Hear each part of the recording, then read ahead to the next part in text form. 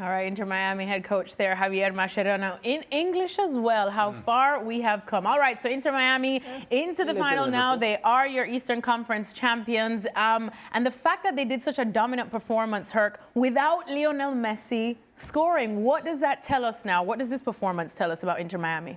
Well, maybe nothing that we didn't know about Lionel Messi, because he was still Lionel Messi. He was still doing Leo Messi things. He just didn't get on the end of the score sheet. He wasn't involved in every single goal like he had been until that time. There were 12 postseason goals scored by Inter Miami. Messi had a foot in every single one, either by scoring or assisting. Now we see that Javier Mascherano has found a balance, a delicate balance, a good balance, and he's made tough decisions. Onto the bench, Luis Suarez. He didn't come on until the final minutes of this game, and he gave the confidence to a Leo Messi, who was playing more of a false nine role, if you will, with Matteo Silvetti and Tadeo Allende flanking him.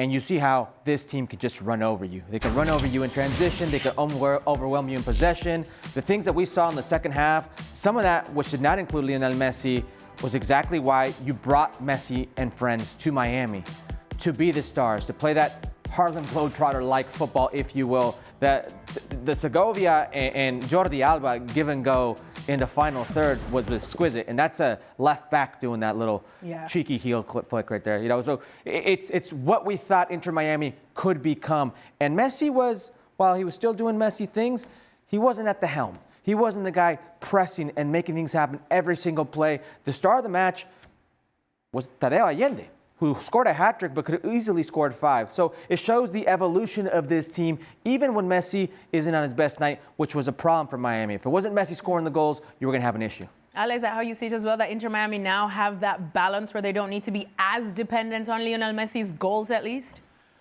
Look, Messi could be sitting on the bench and he's still the story of the game. Yeah.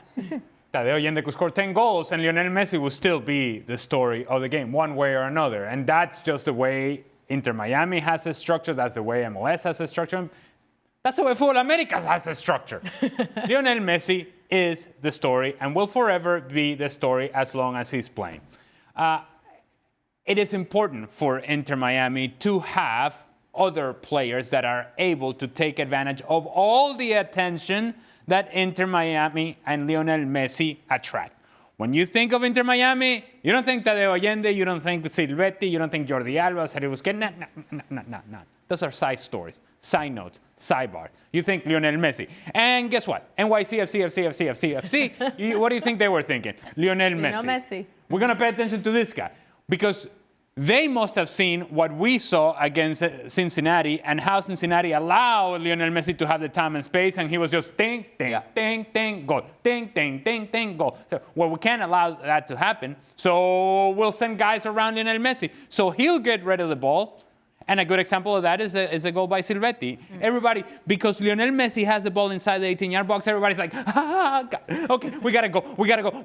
He's the guy that we're paying attention to. That's our guy. And they forget, oh, wait a minute, there's another player over here who's absolutely, completely wide open. And that guy, Lionel Messi, has enough talent, more than enough talent, to figure out where the next pass should go. And so what's important is that those other guys are not only a threat, but that they're actually productive. So that Tadeo Allende is not missing chances that he's scoring the goals, that Silvetti is not missing chances that he's scoring goals, that Velasco Segovia and Jordi Alba and whoever it may be, that they're not missing chances that they're scoring goals. Because when that happens, you can pay attention all you want to Lionel Messi. He'll still find a pass, and then those guys are going to make the plays for you.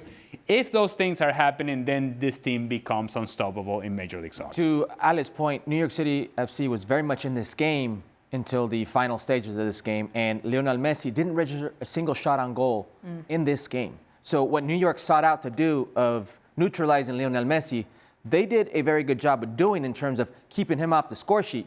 But when you focus so much of attention, when your game plan is solely on one player, well, you're going to create other chances, or Inter Miami's going to create other chances, and they've shown that when they can, they are very dangerous. But what else did you see, Ale, from this? Even though Messi on or off the bench, he is still pulling those strings, as you said. He still is having that attention that can free up everybody else to be the danger man. What else did you see from Inter Miami, I suppose, that shows you that they have probably stepped it up a notch, that they have reached another level as we soon look ahead to the final and who they play there? Well, it's not just Inter Miami as a whole. Javier Mascherano has taken a step up. He had to make a decision. He figured out that, okay, listen, Luis Suarez has been a tremendous player over the course of his career, but he can't move. He can't move.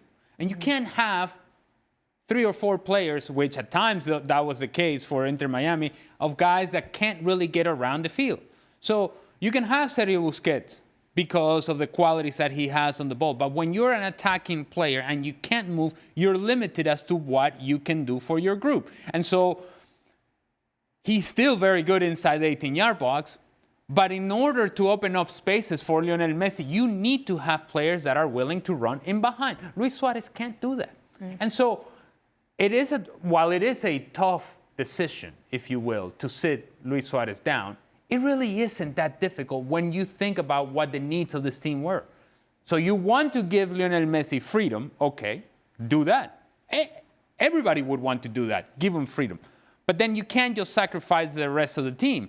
So you need guys that are able to run, to threaten him behind. Luis Suarez was not going to give you that. And you also need guys that can give you some work defensively, which the Alexis Silvetti can do, and Allende can do it. And guess what? If they don't want to do it, they'll find somebody else who will do it.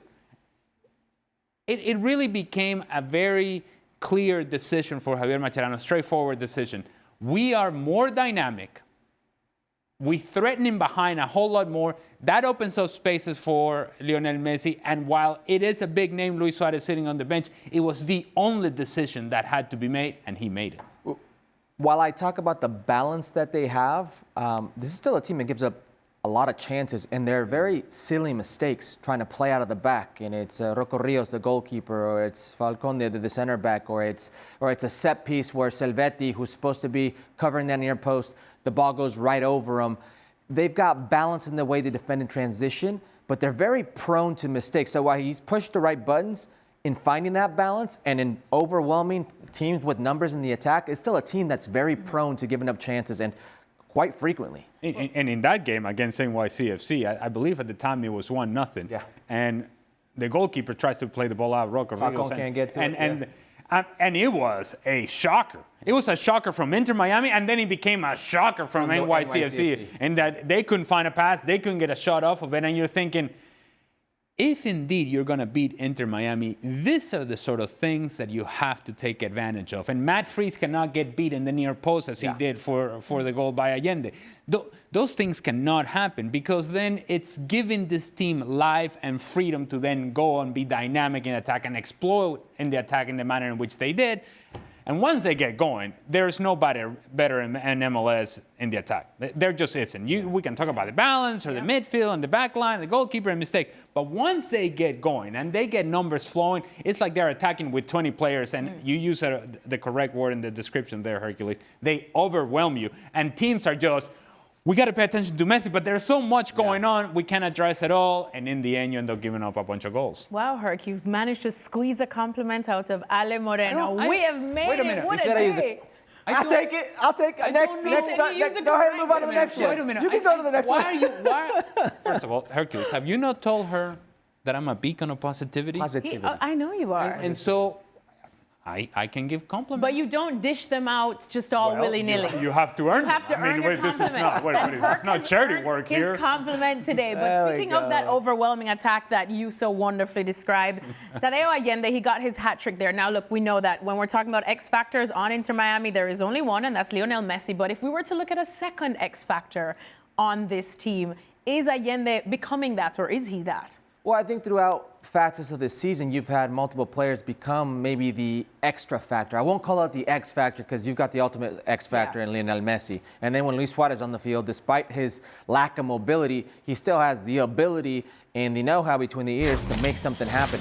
But Allende has all the intangibles. I mean, you look at a guy that moves like that, has incredible pace, size, and my apologies, Allende. I didn't know you had that heading ability in your bag. The second goal, this goal right here, is a piece of work. I'll tell you the difficulty, the difficulty level of this right here. Matt Freese is never going to stop that. And right here, the presence of mind to chip it behind him. He knows exactly. Most players would just try to rip it far post. He's coming into his zone. So right now he is that player that can be a mini X factor, if you will. But they've had Segovia in the beginning of the season. Matteo Silvetti, to me, was very impressive in the last 2 games. I thought he was one of their better players. They've had players who are getting going, and I do believe it's because of the presence of Lionel Messi. The attraction, the way these players get up of playing alongside Lionel Messi, it reminds me very much so of the Argentine team in Qatar. Maybe less known, but they played for Messi, and they relished the opportunity of being alongside Messi. And every game was that game. I see the same thing with Inter Miami. They're very prone to mistakes, individual mistakes to me, which is concerning. Not so much collective mistakes, but individual mistakes. But when they play alongside each other and with Messi, they seem to grow into confidence. If you're going to talk about players, in addition to Lionel Messi, that are difference makers for this group, look no further than Jordi Alba. He does things from that left back position that no other left back in this league comes even close to doing. Now, defensively, there are some issues. But I'm talking about how he's able to either drift inside and combine as part of the midfield, or be in wide positions, find service, or actually combine from the outside, coming in, and then finds himself in a playmaking position or in a goal-scoring position. And it's one thing to find yourself in those positions, and a completely different story is to be able to make the correct decision and execute in the manner in which he does. Now, we should not be surprised because Jordi Alba has been doing this over the course of his career. However, it's still very difficult to address defensively. You can try to address Messi, you can try to address Allende, you can try to address Silvetti, but then out of nowhere, here comes Jordi Alba, and that breaks you wide open because you don't expect the left back to have all this freedom, all this quality, all this playmaking ability, and then the execution in the final third. He makes other teams, or he is an other team's mismatch nightmare.